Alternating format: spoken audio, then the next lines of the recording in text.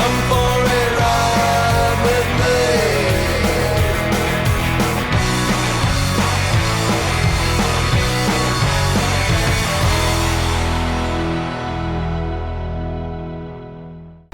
Hello and welcome to CHBTV, our first episode of the season. Gentlemen, the first week of the NHL season has concluded. Let's get right to the hot button issue in Vancouver Canuck land. Roberto Luongo, he's been the subject of some pretty tough criticism so far in this season.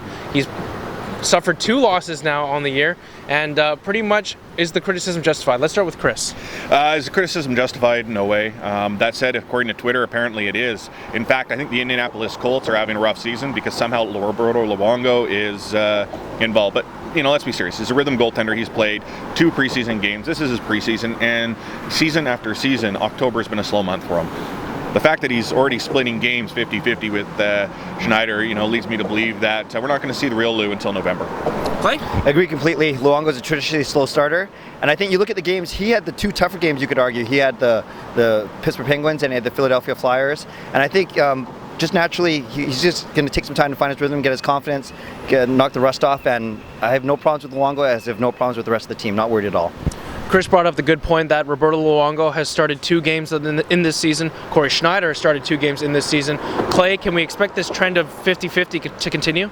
I don't think it'll be 50-50, Matt. I think when it shakes out, maybe a 65-35. Hopefully that adds up to 100. And really, I think it had to do with 3 out of 4 games being, 3 games in 4 nights, I should say, all on the road, not playing Lou back-to-back with travel. I think it made sense to split those, but I think going forward it'll be, like I said, about 65-35 split.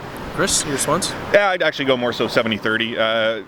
Roberto's going to play more games. The one thing I think the team really needs to do, which we saw last season, is starting to manage how he wants to play in every game, every playoff game. He tires out. He needs to admit that, it's much better if they manage his gameplay a little bit better. And if there is a means to rest him near the end of the season, let's say the Canucks have something locked up, let's see Schneider more often. Let's see those 50-50s happen again, just to ensure that, once the playoffs, should they start in the Canucks, obviously, we hope I'll be in them, that he's a lot more refreshed, rested, and mentally ready to go. While Roberto Luongo can be faulted for some of those belly flops that he's taken so far in this season, the fact is that the Canuck defense has been as porous as ever. A lot of missed assignments so far, a lot of players not picking up guys. Ballard and Alberts was paired together the other night versus the Philadelphia Flyers. Clay, I'm going to begin with you. How bad has the defense been so far, and can we expect this to continue, or will it get better in the next couple games? I hope it gets better, and I don't want to attribute this to the loss of Christian Ehrhoff, but maybe it is a tiny bit. They're getting used to playing without him. You're having guys playing more minutes than they're used to because of Ehrhoff's departure. I'm hopeful for Ballard. I'm hopeful for all of them. I just think, much like Luongo, the slow start overall can be attributed not just to the defense, but the entire team. So I think they're, the last pairing still getting used to playing together a little bit, whether it's Ballard and Tanev or Ballard and Alberts. I can give them a few more games and they'll be okay. But yeah, they played some pretty tough teams. Philly, Pittsburgh, and Detroit out of 3 of the first 4. So they played against some offensive teams, and I think they need a while to get sorted out still. Maybe I'm optimistic, maybe I'm an eternal optimist, but I'm hopeful. Chris? Well, I think you brought up a good point with Ehrhoff being missed. I don't think we've really defensively missed Ehrhoff per se. I mean, he was the offensive production. It's the goals that he brought. But if you were to look at some of the trends that we were seeing, Alex Edler break sticks like he's a lumberman. He's going through 3 or 4 a game, it seems. Chris Tanev has finally decided that he was a rookie, and having put that off last year, he's starting to really show some of the, the new player mistakes and sort of missed assignments. It's great that he's paired with Ballard, but a pairing of Ballard and Alberts to me doesn't make much sense.